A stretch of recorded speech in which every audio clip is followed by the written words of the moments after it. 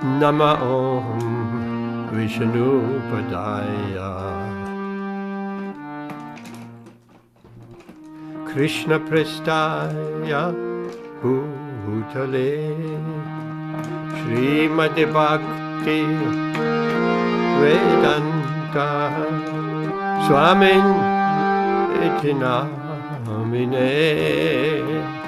Nama Om Vishnupadaya Krishna Prestaya Bhutale Srimati Bhakti Vedanta Swamin iti namine. Namaste Saraswati Deve Gauravani Pracharine Nivishesha Shunyavadi Paschadhyani Shatarine. Namaste Saraswati Deve Gauravani Pracharine Nivishesha Shunyavadi Paschadhyani Shatarine. Shri Krishna Chaitanya Prabhu Nityananda Shri Advaita Gadadhara Shri Vasadi Gaur Bhaktarinda. Jaya Shri Krishna Chaitanya Prabhu Nityananda Shri Advaita Gadadhara Shri Vasadi Gaur Bhaktarinda. Hare Krishna Hare Krishna Krishna Krishna Hare Hare Hare Rama Hare Rama Rama Rama Hare Hare Hare Krishna Hare Krishna Krishna Krishna Hare Hare Hare Rama Hare Rama Rama Rama Hare Hare Hare Krishna Krishna Krishna Hare Hare Hare Rama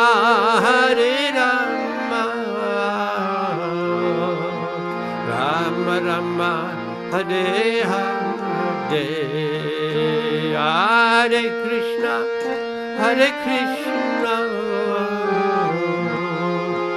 Krishna Krishna Hare Hare Hare Rama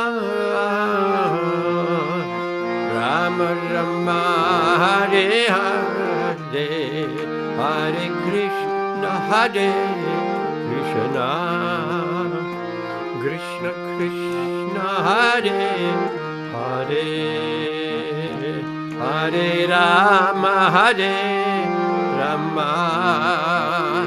Rama Rama Hare Hare Hare Krishna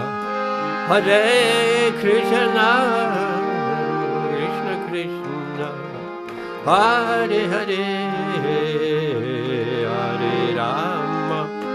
Hare Rama Rama Rama Hare Hare Hare Krishna Krishna Krishna Hare Hare Hare Rama Rama Rama Hare Hare, Hare Krishna, Hare Krishna, Krishna Krishna, Hare Hare, Hare Rama, Hare Rama, Rama Rama, Hare Hare, Hare Krishna, Hare Krishna, Krishna Krishna, Hare Hare, Hare Rama, Hare Rama, Rama Rama, Hare Hare, Jaya Gaura Nitai, Jaya Gaura Nitai, Jaya Gaura Nitai, Jaya Gaura Nitai, Jaya Gaura Nitai, Jaya Gaura Nitai, Jaya Gaura Nitai, Jaya Gaura Nitai, Jaya Nitai Satchishundar, Nitai Satchishundar, Nitai Satchishundar, Jaya Nitai Satchishundar, Nitai Satchishundar, Nitai Satchishundar, Nitai Satchishundar, Jaya Nitai Satchishundar, Jaya Giri Govardhan, Jaya Giri Govardhan, Jaya Giri Govardhan, Jaya Giri Govardhan, Jaya Giri Govardhan, Jaya Giri Govardhan, Jaya Giri Govardhan, Jaya Giri Govardhan, Jai Prabhupada, Prabhupada, Prabhupada, Jai Prabhupada, Prabhupada, Prabhupada, Prabhupada, Jaya Prabhupada, Jai Gurudev, Gurudev, Gurudev, Jai Gurudev, Gurudev, Jai Gurudev, Gurudev, Jai Gurudev,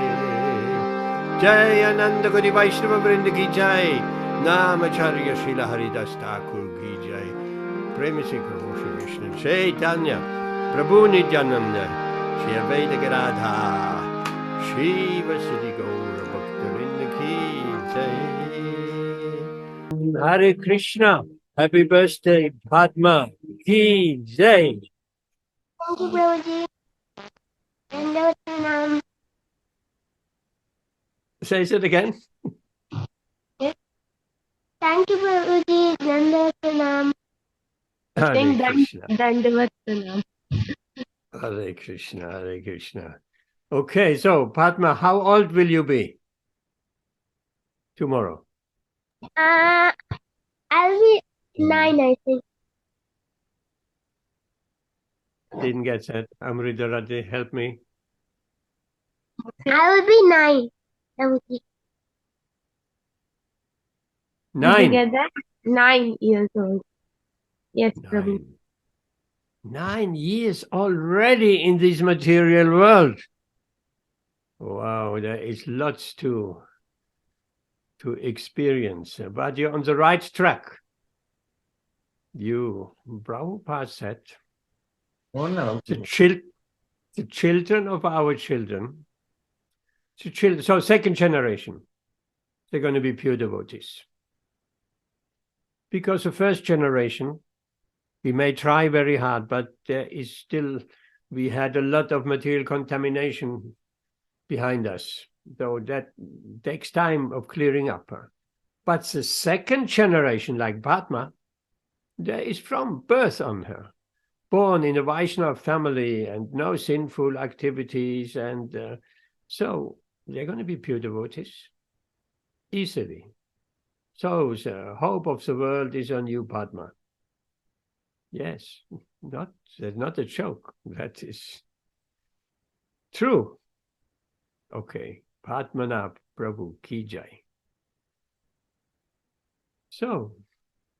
any verse. What verse shall we tackle tonight?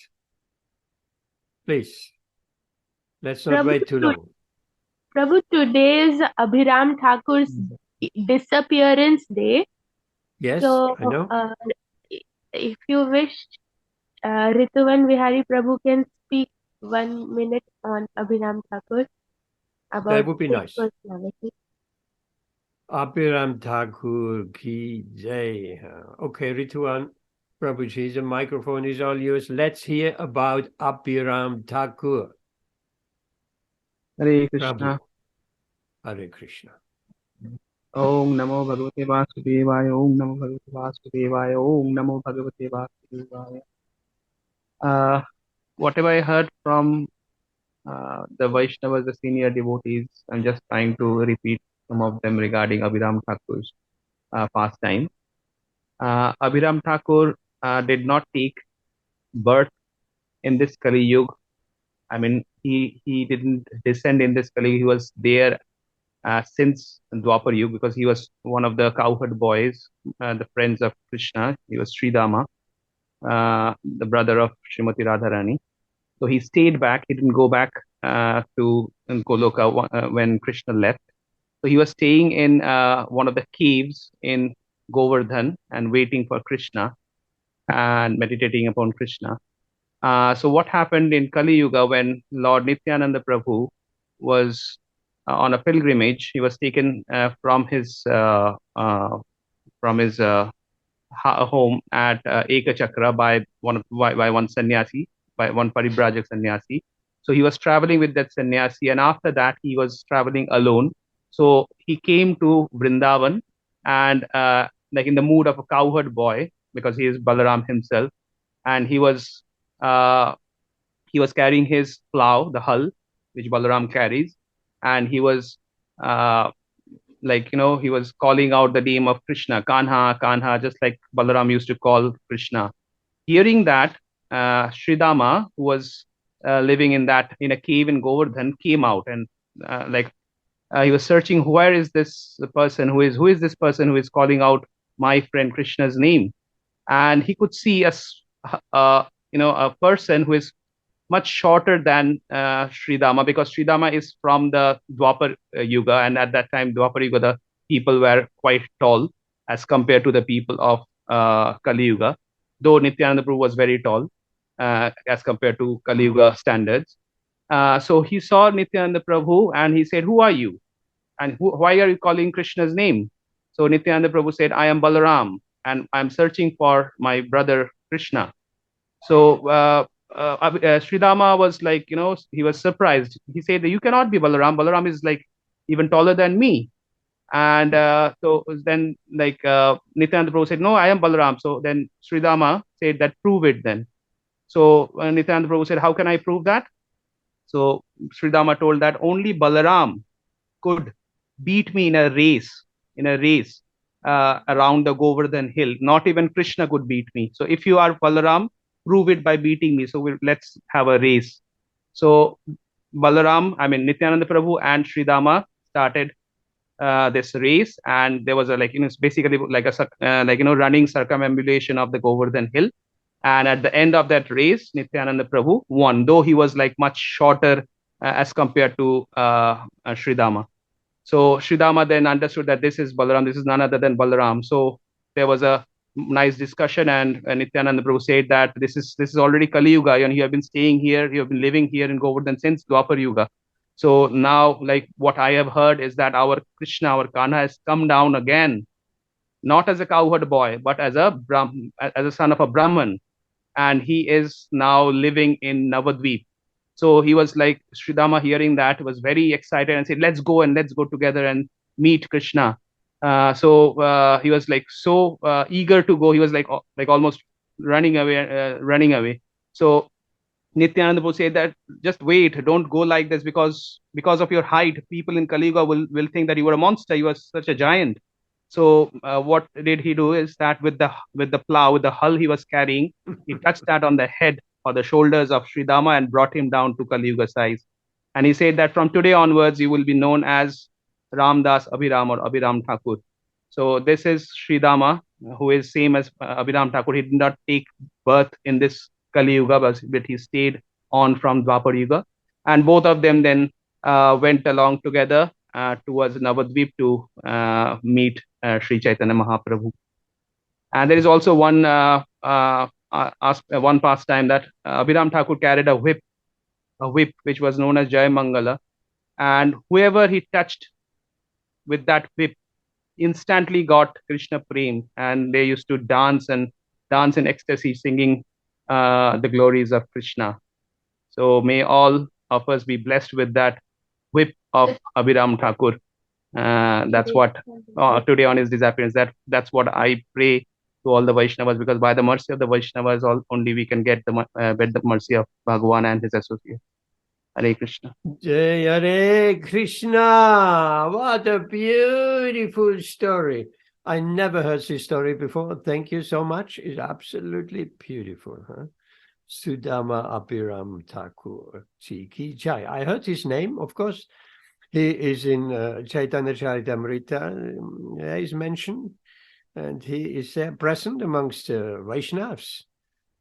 But this story is absolutely amazing. Thank you very much for sharing this beautiful pastime. Yes. He's also considered as one of the 12 Gopalas, that is, who are the eternal associates of Nityananda Prabhu, and he accompanied Nityananda Prabhu to when Nityananda Prabhu was instructed to go to Bengal. So Nityananda Prabhu, along with the cowherd boys, all the 12 Gopalas, they went all the way from Jagannath Puri to Bengal, and they were in so much ecstasy that they were supposed to halt at Raghav Pandit's Paniyati at Raghav Pandit. So they were so much in ecstasy that they crossed Paniyati and went further. And when they realized that they have crossed Paniyati, they came back, and they were also singing and chanting, and then again on the way back they again crossed Paniyati and then again went the other way. So they were so much in ecstasy they couldn't determine that they have reached their destination. Hare Krishna. This pastime I just have recently heard or read. It's probably from Chaitanya Charitamrita. I don't know, somewhere I heard that pastime recently. Because that Chaitanya Charitamrita, I listened to that. I have it as an audiobook by our forgot his name. He has recorded the whole Chaitanya Charitamrita, just the verses. Yes, that can happen. In so much ecstasy, we're losing our way. We don't even care if we walk 10 miles, 5 miles to wrong direction, turn around, and then again we're missing the turn, and 5 miles wrong again. Okay, turn around. Hare Krishna. Thank you very much. Anything else?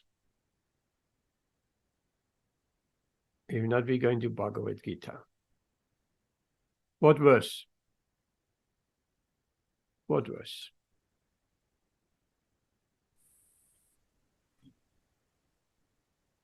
Amit. About 13, 34. Oh, you're far away. Come closer to your microphone. You are a mile away. 1334. 1334. Let's share that screen. Can you hear me okay now? Yes. 1334. 1334. Let's see that.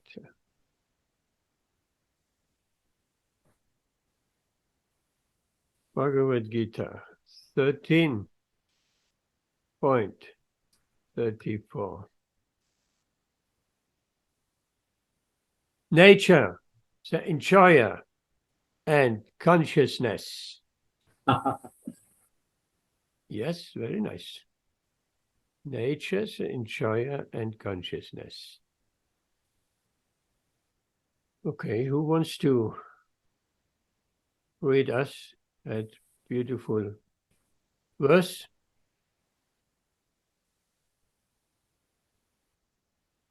Oh, sorry, I have hidden. Okay, who wants to read? Yeah, I'll read it, Prabhu, because I suggested it. Yes, you suggested it, you read it. Go ahead. Okay. Om Namo Bhagavate Vasudevaya. Om Namo Bhagavate Vasudevaya. Om Namo Bhagavate Vasudevaya. Yata Prakasatyakti Eka Krishnam Lokam Imam Ravi. Testram Tesli Kata Krishnam Prakasayati Bharata. Oh, that was very nice, sir. Have you practiced that? No, not really. Prabhu, I think but- sometimes this, You're getting better. yeah. Translation. Okay. O son of Bharata, as the sun alone illuminates all this universe, so does the living entity, one within the body, illuminating entire body by consciousness. Purport. There are various theories regarding consciousness. Here in Bhagavad Gītā, the example of the sun and the sunshine is given. As the sun is situated in one place, but is illuminating the whole universe, so a small particle of spirit soul, although situated in the heart of the body, is illuminating the whole body by consciousness. Thus, consciousness is the proof of the presence of the soul, as sunshine or light is the proof of the presence of the sun. When the soul is present in the body, there is consciousness all over the body. And as soon as the soul has passed from the body, there is no more consciousness. This can be easily understood by any intelligent man. Therefore, consciousness is not a product of the combination of matter. It is a symptom of the living entity. The consciousness of the living entity, although qualitatively one with the superior consciousness, is not supreme, because the consciousness of one particular body does not share that of another body. But the Supersoul, which is situated in all bodies as the friend of the individual soul, is the conscious of all bodies. This is the difference between supreme consciousness and individual consciousness. Jai Hare Krishna. Thank you. Beautiful verse and important bits are here. It's very easy to understand, I think, for anyone, that as the sunshine is penetrating, the sun is illuminating the entire universe, till the last corner of the universe, so to speak. And if the sun doesn't reach, it is dark and cold. So similarly, that little spark, how big is that spark? It is explained in the Shastra, a 10,000th part of the tip of a hair. So that is very small. If we take a tip of a hair, it's already microscopic, kind, small, and nano, and then we're cutting that in 10,000 parts. So one part will give the approximate size of the soul. It is just an example, important example. You should remember that. The soul is the size of a 10,000th part of the tip of the hair. That is, for any preaching, that is a standard answer. So very small, that little particle is shining, is so much shining, it's incredible. What a power, that is a million times greater than the power of a nuclear device. What can an atom bomb, what can it do? We have seen in Hiroshima, Nagasaki, now they have atom bombs, there are many, many more times more powerful, but still, it doesn't come anywhere close to the sun, the power of the sun. No atom bomb can come anywhere close to the power of the sun. And there's a statement in Shastra, just to understand that shining capacity, ability of that small spirit soul. The soul is shining like 10,000 suns. Can you imagine? 10,000 suns, set shining of 10,000 suns. That is a shining of the small, tiny, little soul. So why don't we see that shining capacity of the soul? We can see. When we look at Srila Prabhupada, we can see. He was shining. He was shining and effulgent. If we look at other great Vaishnavas, they're shining.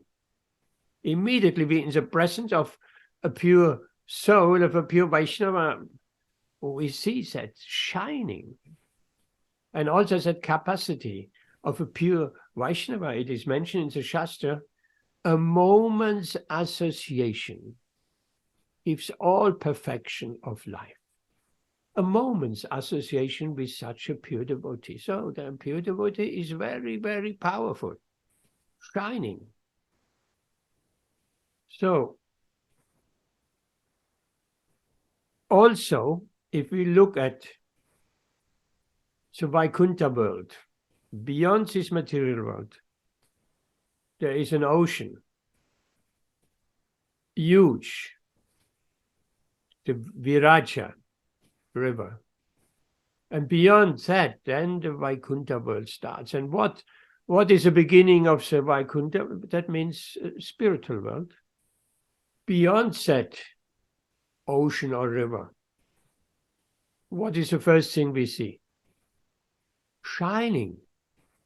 It's shining. It's brightly shining in every direction. Everything is maintained from that effulgence, from that shining. And that is the abode of those who seek Sayuchya Mukti, who seek liberation by merging into the Brahmajyoti. That is also called Siddha Loka. Siddha Loka. Siddha. Siddha means generally perfect. So there are some yogis and they existing in that shine, in that shining. And that shining is certainly great. If any living entity, and that's my personal experience also, who are covered in material consciousness. Covered means material consciousness. And as we uncover, then the spiritual consciousness comes out. It's just like a lamp which is covered. There's not much shining, a lamp covered. But as soon as we take that cover off, then that lamp can shine and dissipating the darkness in the room. So, likewise, in material consciousness, we are covered. What is a covering? The covering is, I am this body. This is my wife, my family, my community, my friends, my country, my religious group, my ethnic group. All that. These are the coverings. It may sound so easy. Oh, that's all what it is. But it's not. This covering is very, very deeply rooted. This material covering. This covering, that shining light of the sun. So if we analyze ourselves, when we are from a particular country, we might be Gujarati, as many in this forum. We might be Polish, we might be German. As soon as we meet someone else who is from that same country, we feel affection for that person. Immediately we feel something in common. Oh, you're also Gujarati. Oh, where are you from? Porbandar. Oh, I'm also from Porbandar. Oh, really? Which area? When? Which school did you go? Oh, I went to the same school. And immediately you have met the greatest friend. Also, you don't know nothing about that other person. That friendship, that closeness is only because you're sharing the same nationality, the same place of birth, the same school, and because of this external sameness, you think it is the greatest friend. But it's not. You may not have anything in common. Huh? That other person may be a completely atheist, a completely rascal. And you, on your spiritual path, you are somewhere else. So what is in common if we meet someone who is also threading on that spiritual path, who is also trying to uncover that consciousness, that little soul, that shining light he's trying to uncover. And he is at a similar stage of realization. Now, if you have that in common, you got a real friend. That is very different than having just common, your bodily common identity. Because this bodily identity of country, of religious group, and ethnic group, and skin color, these things are not real common things. These are not. These are just bodily concepts. They have no real meaning. So, if we, that is the coverings of that shining light, the coverings of the soul. I'm just trying to get, okay, I'm trying to get that panel back. Okay, we still have, because I heard a sound. Every time someone leaves, I get a ding. So Rituan got thrown out and Amritarati, okay. So a little bit more about that shining brightness. So we said we're going beyond the covering of this universe. We're going beyond that Viraja river. And we come into that shining light. Krishna's effulgence. Huge, bright light. Now, that is not, as I said, that is called Siddhaloka, but that is not only the place of those who desired Sayujya Mukti, merging into that shining, but it's also the abode of demons, but only demons which have been killed by Krishna. So to be killed by Krishna, that is a very special privilege. There are many demons. They're not killed by Krishna. If you want to be killed by Krishna, we have to be a big demon who troubles the entire universe, like Hiranyakashipu. He was troubling the entire universe. The demigods were servants. They were his servants. Narada Muni, he was trembling when Hiranyakashipu raised his voice, and so on.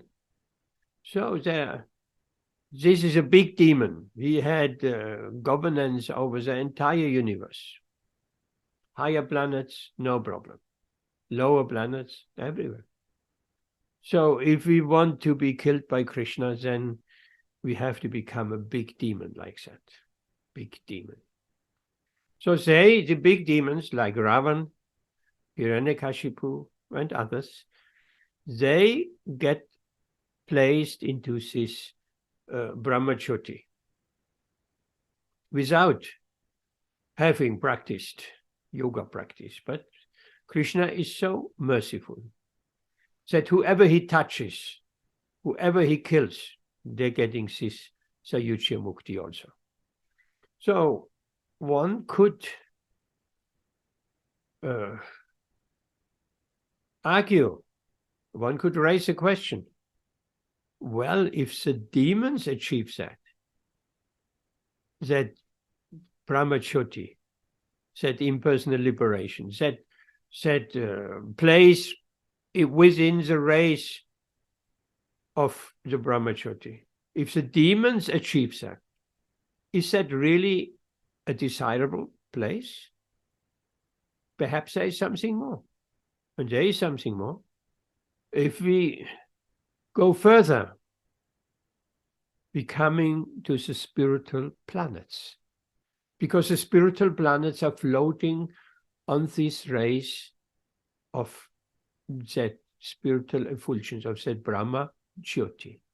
Just like in our universe, in this material universe, all the planets floating on the rays of the sun, one could say. All the planets floating. Without the sun, there would be chaos.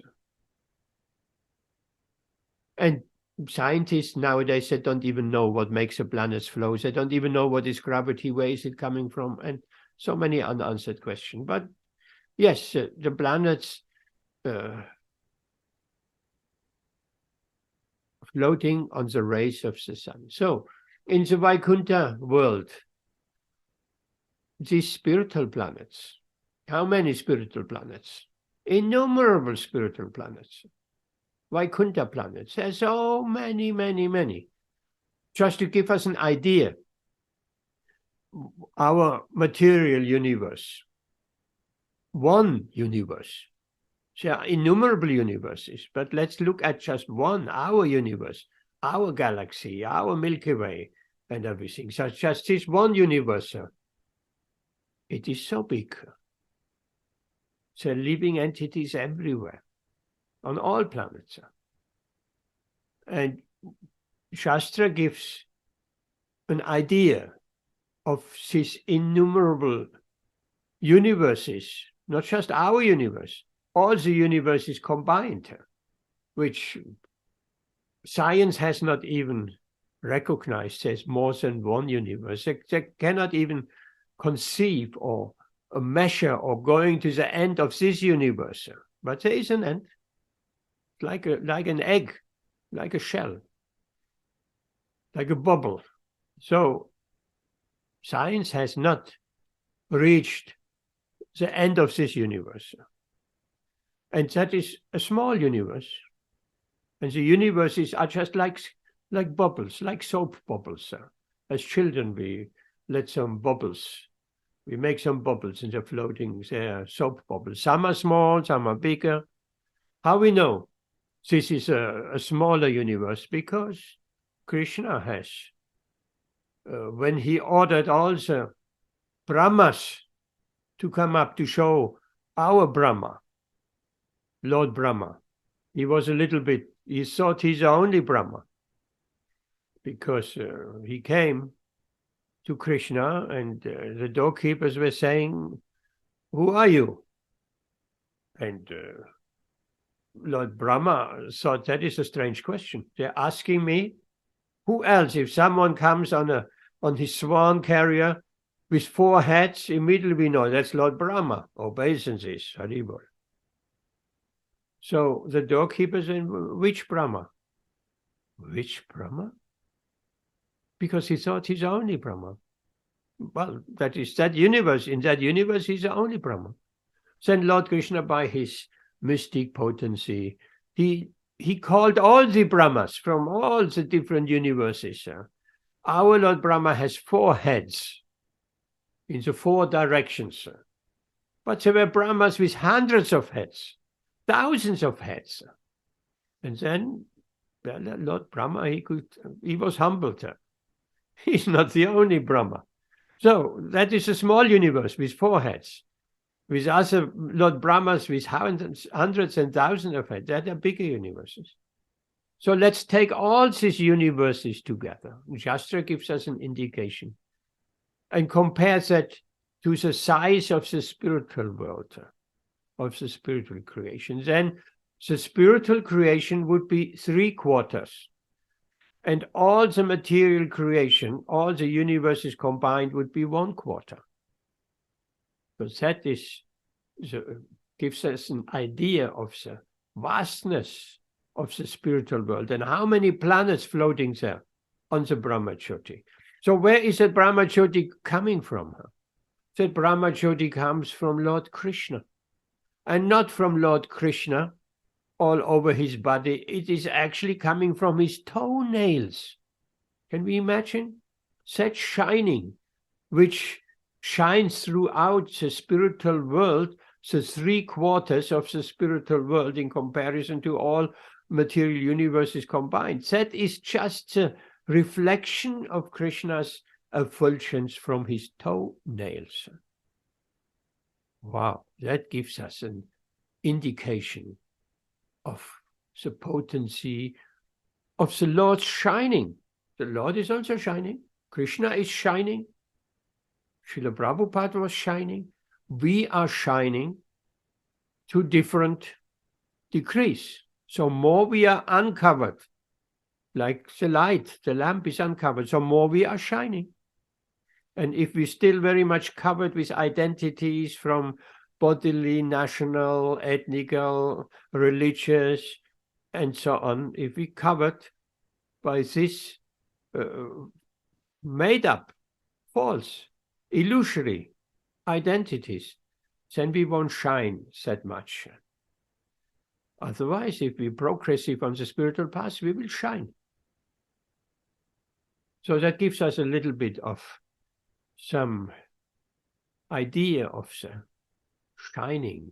Here we hear the shining of the soul, the individual soul, the tiny, minute individual soul. And there's an interesting part in Srila Prabhupada's purport as well. Yogis, they meditate on the Supersoul within. That is a particular yoga practice. The asanas are just there to control the senses. And the yoga practice is not like nowadays in the yoga studio or somewhere. No, for yoga practice, the yogi had to go into the forest undisturbed, and he put a kusha grass mat on the floor and put a deer skin on top. Why a deer skin? A deer skin because deer skin keeps the snakes away. Because you go in the jungle, there will be snakes. So the yogi, is sitting in various asanas to control the senses. It's not easy to control the senses, we know that. Not easy to control the tongue. Not easy to control the eyes. The eyes going everywhere. If we are in an environment like a town, a city, we walk in the city center, our eyes going everywhere. Where they should go and where they should not go. They're just going by the power of attraction. There walks a beautiful woman, a beautiful man, handsome man. Immediately the eyes going there. You want it or not, they will go there. By that attraction. If we have still that attraction within us, if we make spiritual progress, and we getting out of the grip of the three modes of material nature, then that attraction is just more or less gone. But it is replaced with the attraction to Krishna. So if we feel strongly in our spiritual progress, we're getting more and more attracted by Krishna and by Krishna consciousness. And Krishna means so many things. Krishna means the Shastra, Krishna means the devotees, Krishna means the chanting of the holy name, Kirtan, Prasadam, all that is Krishna. So we feel and find ourselves more and more attracted and drawn to, like a magnet, to Krishna. Then our attraction for material, mundane material things, they're just disappearing. There is just not more attractive. And if we look, we walk through town and there's a beautiful woman, a handsome man, we don't feel attracted anymore. We feel that it's just a bag of bones and flesh. And there is a very nice quote of Srila Prabhupada. He said, just think of the opposite sex. It's just a bag of flesh and bones and blood. And we are also a bag of flesh and bones and blood. So how can we feel attracted. One bag of flesh and bones and blood feels attracted to another bag of flesh. So Srila Prabhupada put it like that. If we look at it in the light of that, yes, absolutely. Why we should feel attracted? And just because the covering of the skin, we like the package. Everybody likes a package. In the Western world, they are giving Christmas presents or any other presents, always nicely wrapped up. At Christmas time, there are many stores that are displaying even outside wrapping paper. So important. You don't give a Christmas present which is not wrapped. That doesn't really, nobody is doing like that. Just whatever it is you give someone a Christmas is always nicely packed. And even when Pandava Prabhu, Bhagavati Mataji, they gave some presents to the devotees. Just presents. We don't need Christmas to give presents.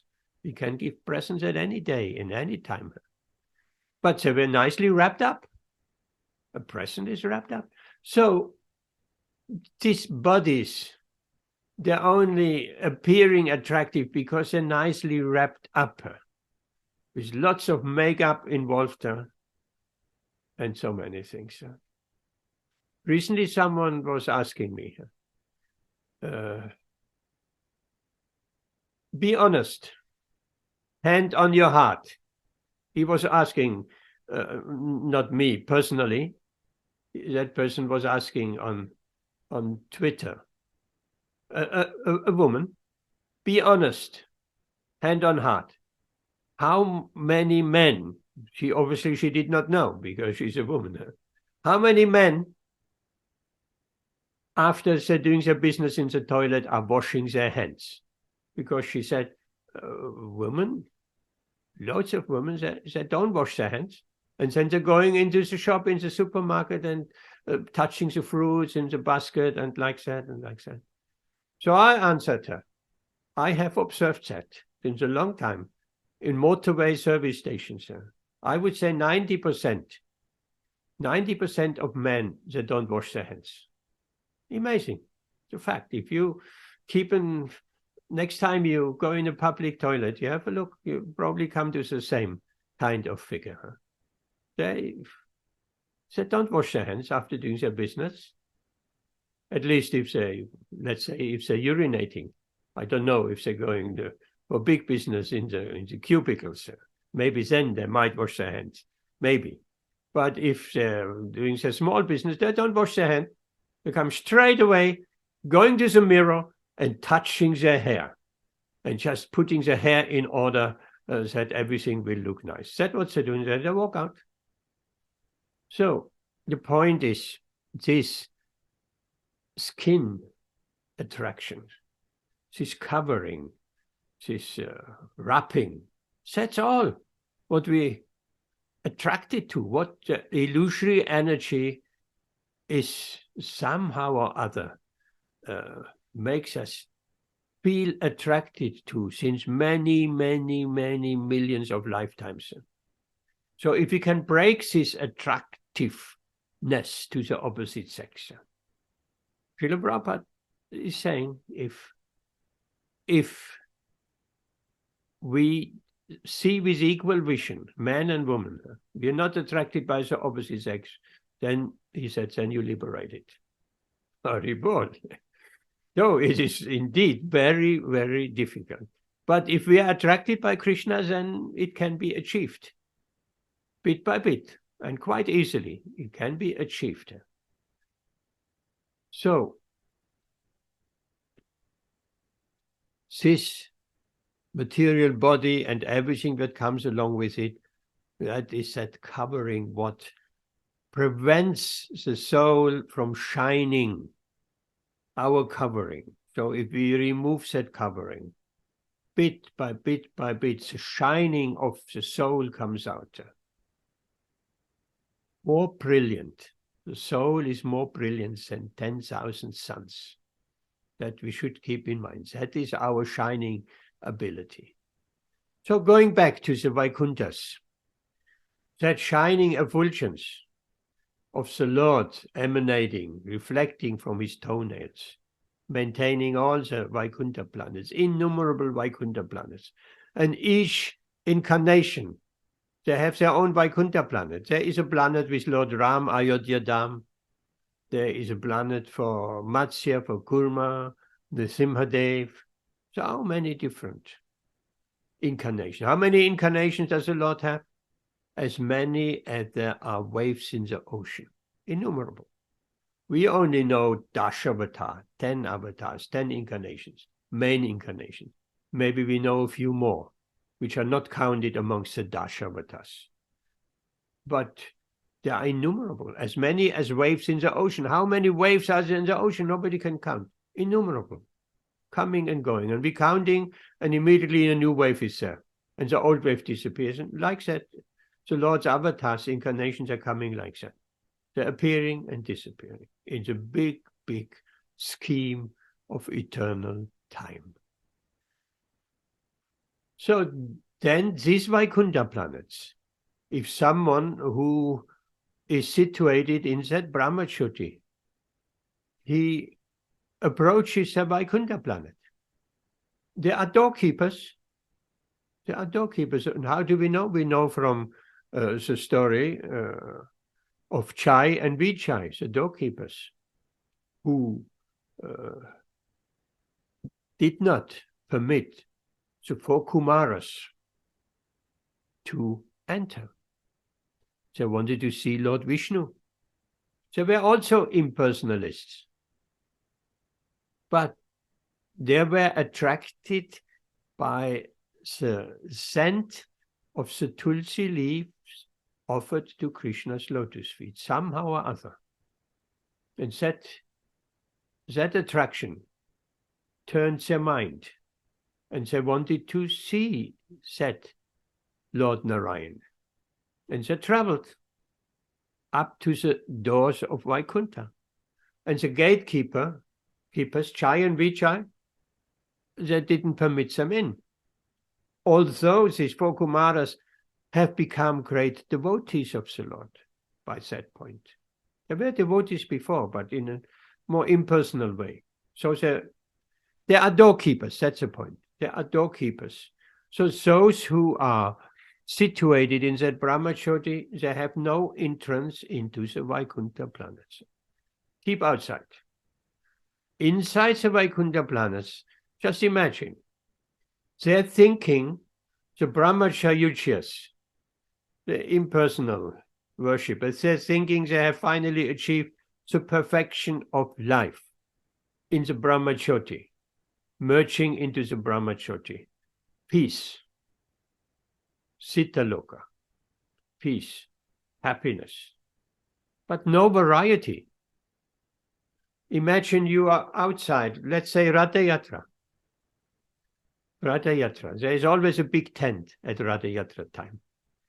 Just imagine there is a big Kirtan going on, and lots of noise and ecstatic devotees dancing and chanting Hari Bol, Hare Krishna, Hari Bol, Hari Bol.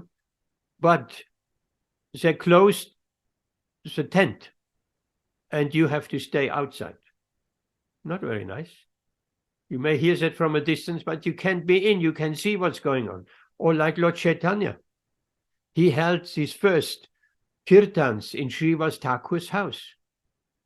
And he ordered everyone close the doors, lock the doors, don't let anybody else in. And then they had ecstatic kirtan every night, through the night. And the people outside they lamented. The atheists, they cursed. They said, oh, they have insides there. They want to hide there, mixing with women and drinking wine and all of that. So they made up this kind of stories. And those who were a little bit more pious, they lamented. One day we want to see Lord Chaitanya dancing. We want to see him dancing also. They heard about it, but they couldn't see. So same thing. So one has to surrender to the lotus feet of the Lord.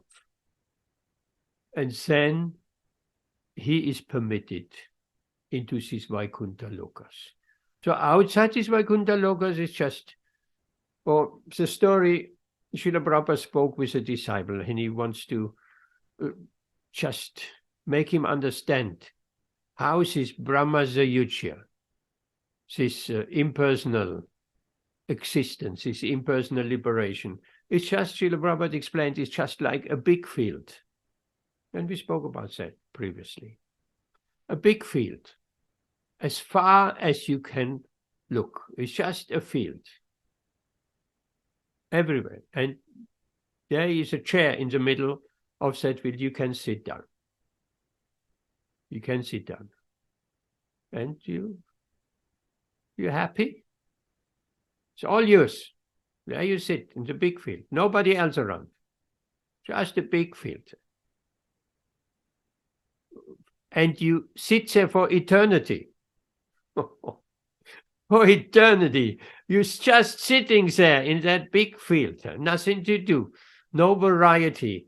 Nothing to taste, nothing to touch, nothing to eat, nothing. There is nothing. It's just all a big field with nothing there. No any other living entity. Not even some ants on the floor. Or animals. Nothing there. It's just an empty big field. And you're sitting there for eternity. And they think that's the perfection of life. While in the Vaikuntha planets, there's a festival going on. The Buddhists are chanting, there are ecstatic festival, kirtans, and so much variety, and so many devotees, so many Vaikuntha buses are there, and all that is an endless festival. So, when Srila Prabhupada spoke like that to the devotee, he said, no, I prefer to go into New York City than sitting there in that field and nothing to do. Yes, go to New York City and distribute books. So that is much better than sitting in that field and nothing to do. So this is a Vaikuntha.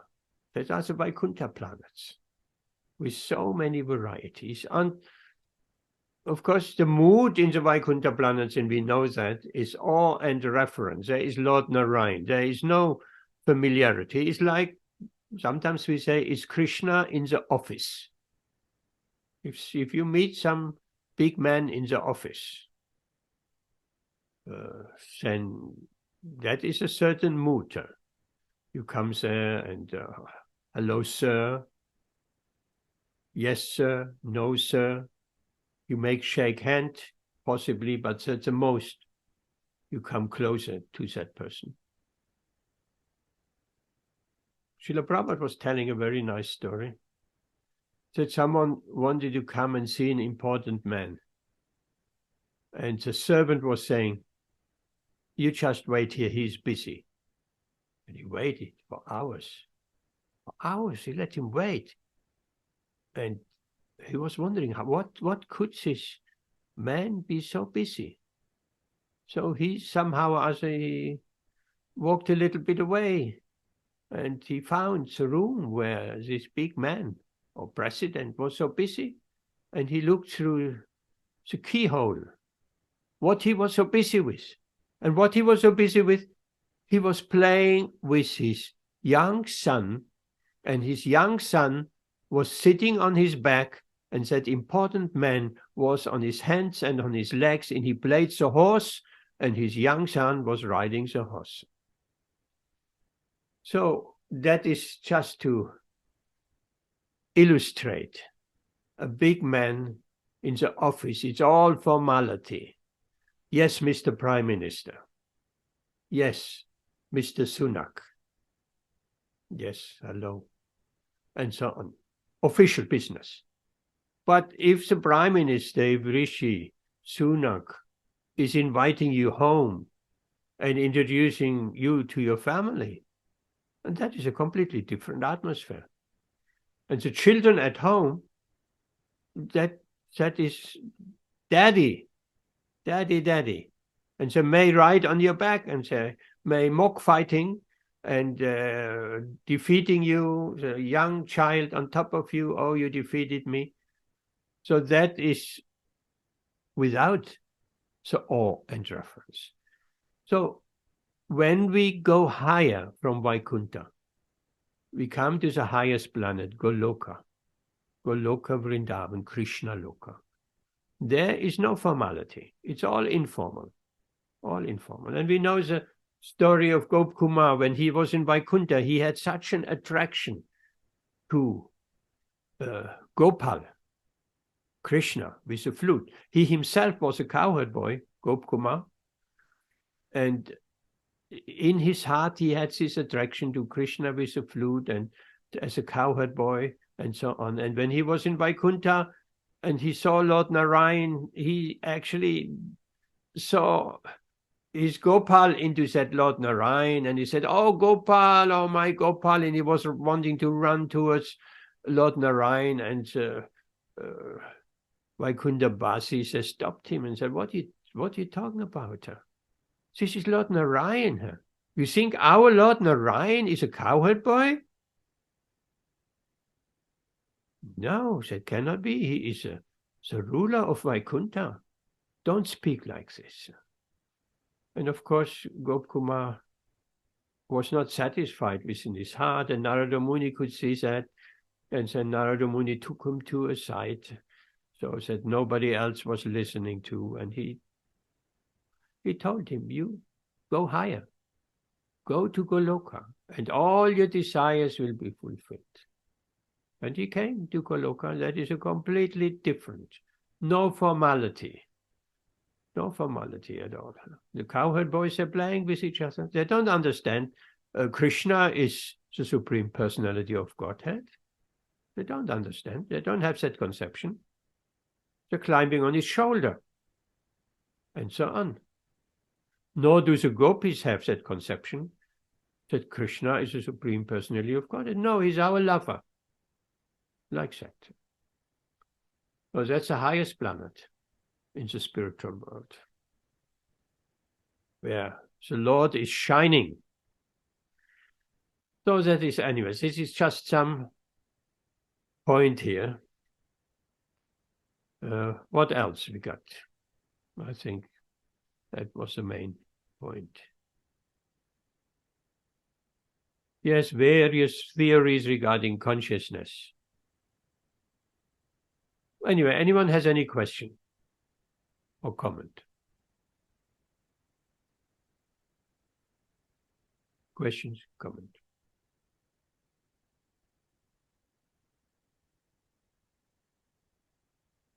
Okay, there was a nice story, you might have heard that before.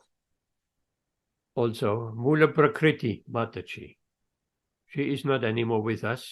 She wrote a beautiful book, also with all stories of Srila Prabhupada. She interviewed memories of Srila Prabhupada in India, in Vrindavan, right? Because there were many Brijbasis. They knew Srila Prabhupada before he went to the West. Srila Prabhupada was a sadhu amongst the Brijbasis, a very special sadhu. Not like other sadhus. He was very, very serious. Anyway, she told the story. She got that service of cleaning Srila Prabhupada's bathroom. Beautiful service, direct service to Srila Prabhupada. Cleaning his bathroom. Then one day, she didn't realize that it has started raining, and Srila Prabhupada came back from his morning walk early. And everybody got down to greet Srila Prabhupada, and she couldn't get down. She was just in his quarters, and she realized Prabhupada is coming up the stairs. So she squeezed herself somewhere in a corner, and Prabhupada came up with a gentleman, with an Indian gentleman, and they were talking. And that Indian gentleman has been with Srila Prabhupada, at least a part, on his morning walk. And then the gentleman said, isn't that a nice sunny day? Because there's some small talk. Nice, that was a very nice sunny walk, sunny day. Like we had a little bit of sun, and we have in a week's time, the weather forecast said it's going to be 20 degrees. because the spring is finally coming and it's going to be a sunny day. So that was that gentleman said, and Srila Prabhupada immediately came back and said, yes, that's Krishna's son. Okay, and then he said, and nice flowers blossoming. And Srila Prabhupada, that's Krishna's flowers. And the aroma floating around from the jasmine bushes. Yes, that is Krishna's aroma. And like that. And then Srila Prabhupada said to the gentleman, can't you see Krishna's effulgence? Because we're speaking here about light. Can't you see Krishna's effulgence everywhere? Can't you see? And that man, no, I cannot see. And Srila Prabhupada saw Mula Prakriti Mataji in the corner. He turned to her. Can you see? And she said, no, Srila Prabhupada, I cannot see. And then he said, I want you to see. That was beautiful exchange. I want you to see. Srila Prabhupada could see Krishna's effulgence everywhere. Everywhere. And if we progress on our spiritual journey, we'll be able to see Krishna's effulgence also. We'll be able to see that every living entity is his tiny little soul. Every living entity. And there was another story I just recently heard where Srila Prabhupada was taking some prasad and his servant was with him. I think it was Shrutakirti, but I may be mistaken. And there was an ant on the table. And Shrutakirti wanted to move the ant. And Srila Prabhupada said, no. If we can just liberate this one ant, all our Krishna conscious movement is successful. And then he gave her a little piece of some sugar and said, ant very intoxicated, eating the sugar. And then he said to Shrutakirti, now chant to the ant. And he chanted to the ant, Hare Krishna, Hare Krishna. So even the smallest ant, we should feel compassion. We should see. We should see the animals. We can talk to the animals. They're all spirit soul, just like we are.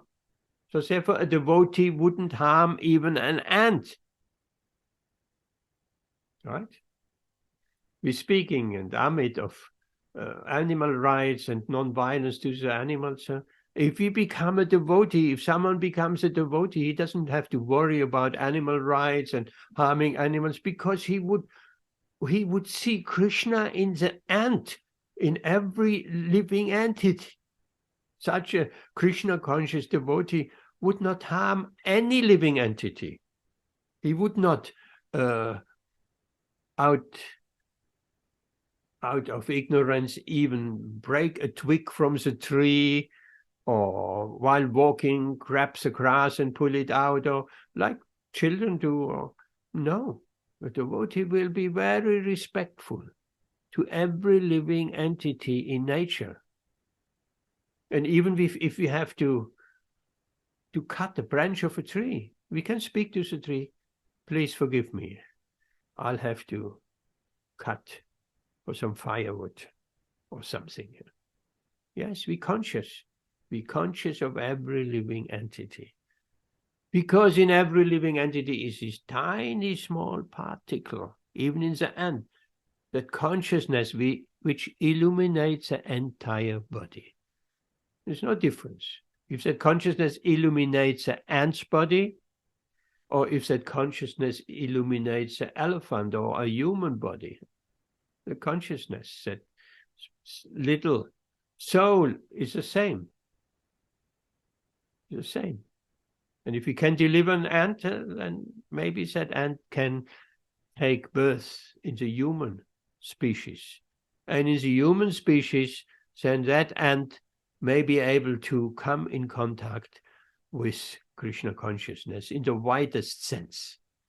Come in contact with someone who helps that living entity to go beyond these coverings where everybody seems to be covered in, and understand who am I?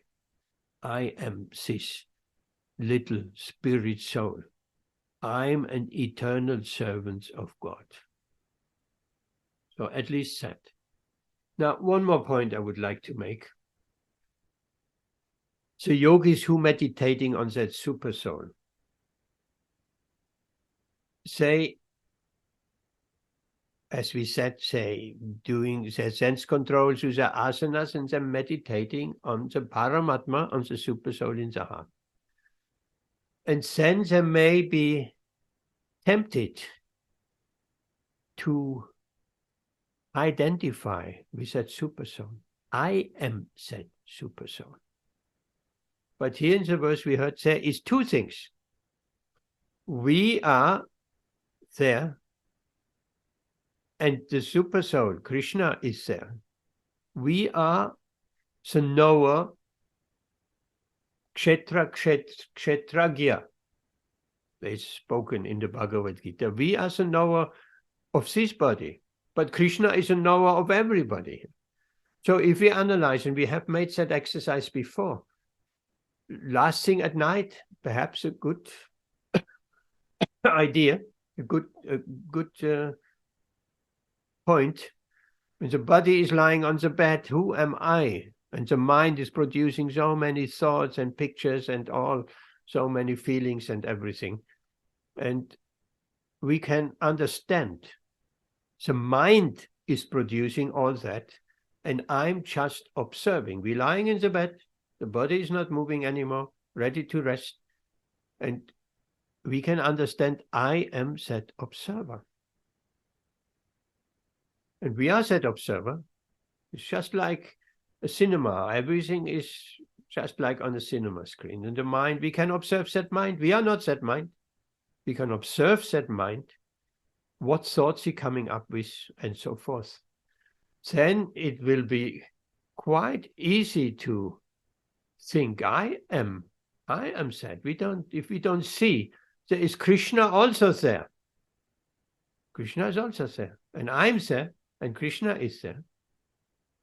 And that's the reason why we can enjoy anything. We cannot enjoy anything alone. There's no enjoyment if you're all alone. If you're all alone in this world, we can have every opulence. We cannot enjoy. Enjoy means two.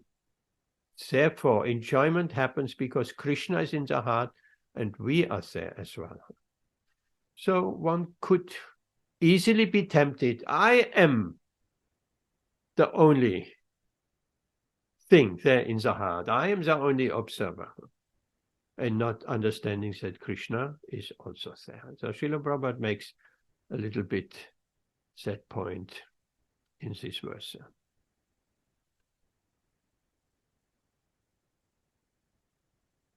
Any questions or comments?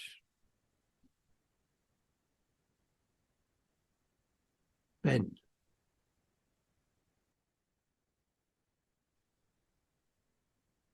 Yeah, I had a question about what was it? You know, when you say about different layers of the false ego, you know, and then because it's like groups, different groups in society, they have like an affinity with each other that must makes them a group. It gives them cohesion. They have meaning. So, you know, they like to associate together. So it's like so many different religious beliefs and faiths, you know. But it's like, even if you're a Hare Krishna, oh, you're a Hare Krishna.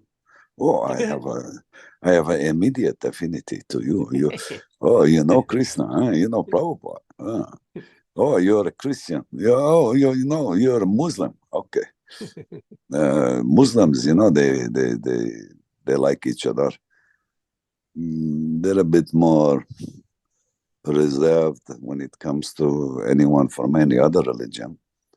Like you can see this kind of these barriers, you know, to other faiths between you know. So that goes on in society.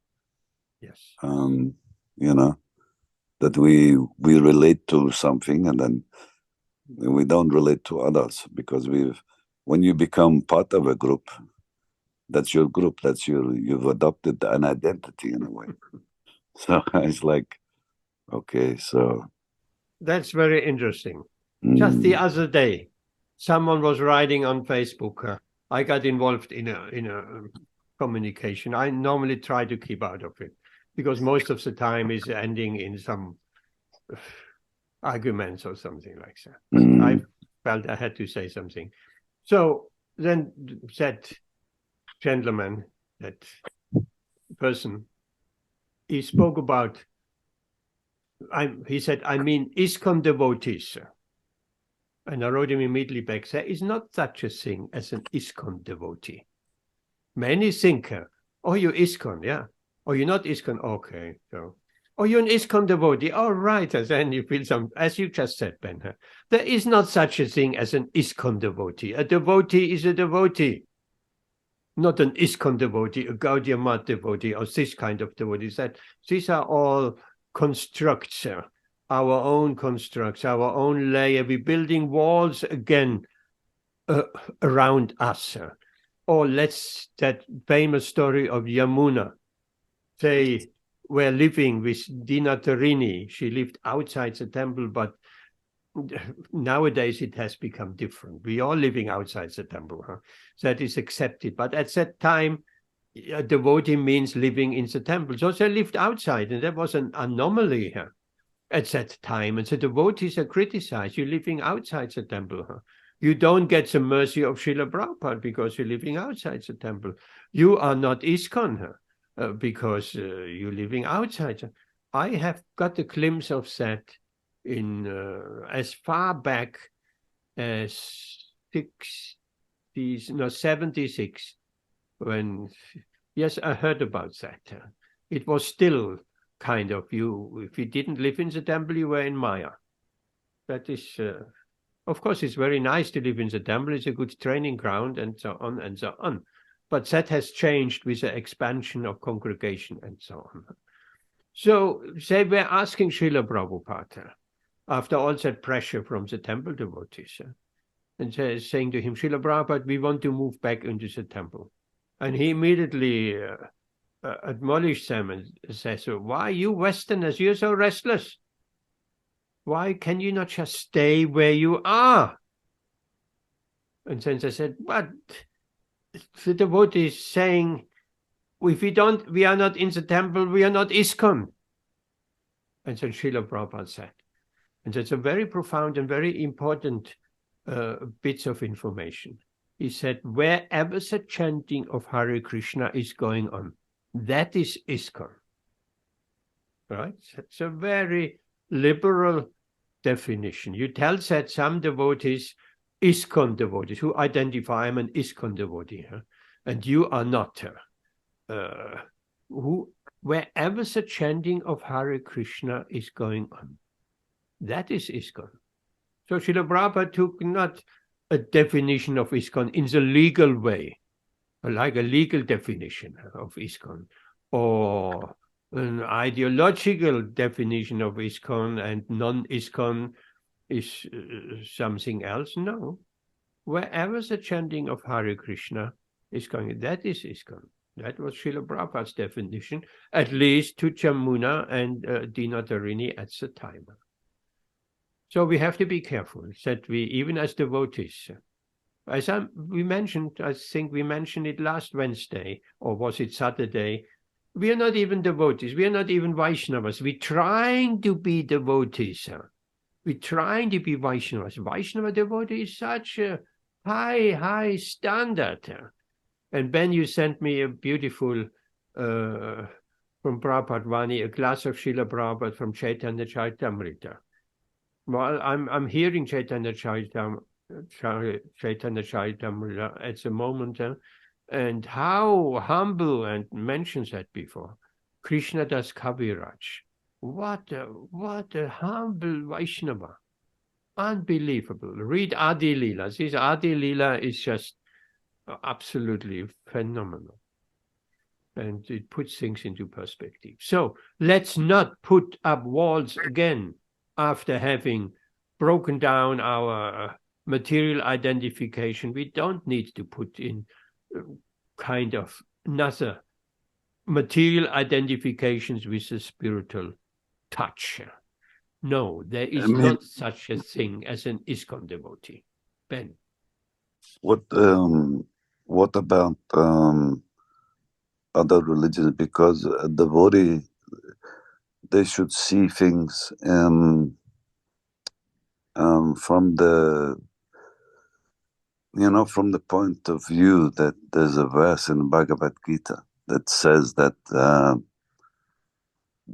the humble sage, he sees with equal vision a learned Brahmin, an elephant, a dog, and a dog eater.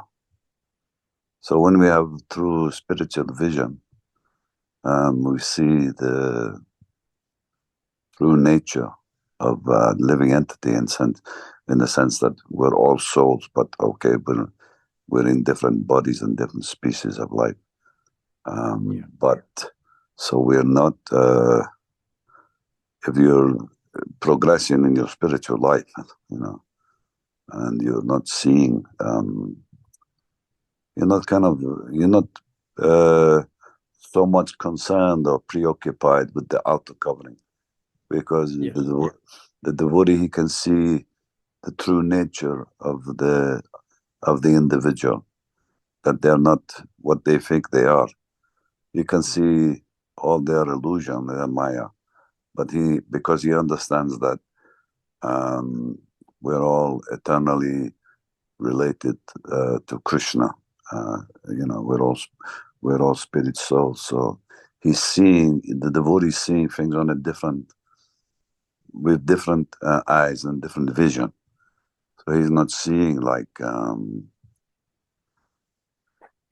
if you were in materialistic consciousness and you didn't have any knowledge about anything spiritual, you just see the physical form and you accept that is to be the real identity. But for the devotee who's developing knowledge, spiritual knowledge, he's beginning to perceive everything in a different way, through the Jnana Shakshu, through the eyes of Shastra, in a sense, because by us hearing about all these stories and reading Bhagavad Gītā, this spiritual knowledge is entering into us. So it's affecting our heart and our mind, and then how we see things. So, slowly but surely over time, that's developing all the time. So hence our spiritual understanding also is developing, our spiritual progress is developing as well. Yeah, thank you for that. Yes, as much there is no such a thing as an ISKCON devotee, there are Christian devotees. We are open to that as well. Devotees means devoted to God within the Christian environment. They can be very devoted, right? I mean, a lot of Muslim people, they seem very devoted too, they seem to be quite devoted. They're very into their doctrine, the Quran, the different sayings from the hadiths. They're coming from Muhammad, sayings of the Prophet. So they're very much, they're living their life in that way, because that's a kind of a religious design for living life as a human being for those people who are born into that religion, in a sense. And they're all, they have to do 5 times a day praying. They have to do Ramadan, 30 days fasting. So they're following their kind of their religion as well, So yes. But of course, there's obviously there's many things that we do, I think, a bit above and beyond what kind of expected of people who are in other religions, although they have their restrictions and their rules and regulations as well, but that they have to follow. But for devotees, I think the standard is somewhat higher. Okay, thank you, Ben. One thing maybe needs to be mentioned, that we should not be tempted to get proud. We are higher than anybody else. No, a devotee, as he progresses on the spiritual path, he feels lower and lower and lower. That's just not artificially, in a real way. Very, very humble. No, I wasn't talking about the individual devotee getting that is higher, but I'm just talking about the kind of, in terms of like the four regulative principles, in terms of how, devotees, we make a promise to not eat meat, fish, eggs, but a lot of these other religions, they're kind of, although they have some restrictions on food that can be eaten, but they eat meat, they eat fish, they eat eggs. It doesn't seem to be that's the point I was trying to make. I'm not trying to say that we are any better than anyone else because of that, but I'm just saying that there's just pointed out that there's differences between all these different types of religious faiths, if you like. No, it's not that that we feel we are any better than anyone else or anything like that. No, it shouldn't come across like that. Like you say, the devotees, they try to adopt this humble mood. Okay. Yes. No, I didn't meant it particular to you or something. In general, we should be very careful that we stay always humble and not thinking we are ISKCON devotees, we are higher, or we are devotees. No. Okay. Anything else? Anyone? Okay, I did make one more point that I did want to ask a question. Okay. I'm sorry to hog the question time, but nobody else seemed to want to ask any questions. So I'm sure, Amit, get ready if you have any question, Rituan. And the other question I had is how, because Prabhupada said in the purport that about the consciousness is proof of the soul. Okay, so my question is, how do we know that consciousness is proof of the soul? Because it could be argued that it is a symptom of life.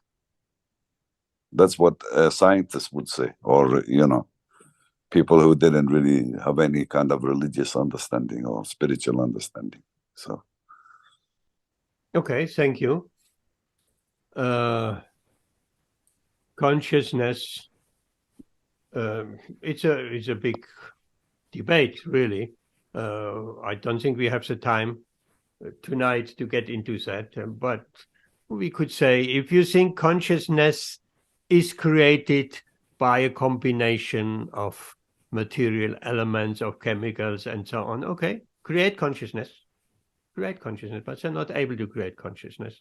And as soon as a consciousness leaves a particular body, the body is just decomposing. So if you think consciousness is a product of material combinations, so if put the combinations together and consciousness will be back, but they can't do it. They say, well, in the future, with a little bit more, we're almost there. Yes, and Srila Prabhupada always said that is a post-dated check. If you buy something and someone gives you a check for 100,000 pounds, and you the date is in 6 months, would you accept that check? No, you wouldn't. Okay, Amit wants to say something. No, Prabhu, sorry, I unmuted myself. But no, thank you for tonight's class. I think it's quite. I've always believed that consciousness is the soul. So yeah. So No, any questions? Any other questions? no, not Amit? really. Not really. No. Okay. What about Amrita Rituvan? No, Any Prabhu, questions? thank you for the class. No questions arising in my mind at present. Thank you, Prabhu, for the class. Okay, so we stop here tonight.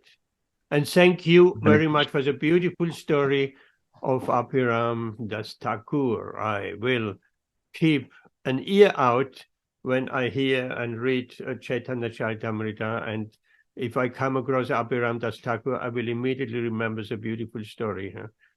Thank you very much for that. Where you got this story from? Where is it coming from? I heard it from like different devotees. Like actually, in like I come from like my mentors, my counselors were all from Namhatta, Mayapur based. So they used to speak a lot about Chaitanya Mahaprabhu and his associates, and from them only I have heard these stories. Like Gauranga Prem Swami Maharaj and other Namhatta devotees from Mayapur. Even my Guru Maharaj also like once told this story. Okay. Mm-hmm.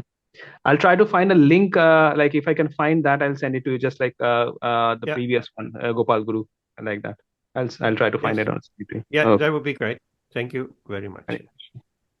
Okay, shall we stop here for tonight? We are running a bit over time. And thank you for being here. And let's meet again on Saturday. And have a very nice Vaishnava association on Saturday. And we'll meet all together. Okay, here we stop. Thank you very much. Hare Krishna, Hare Krishna. everyone. Hare Krishna. Haribol.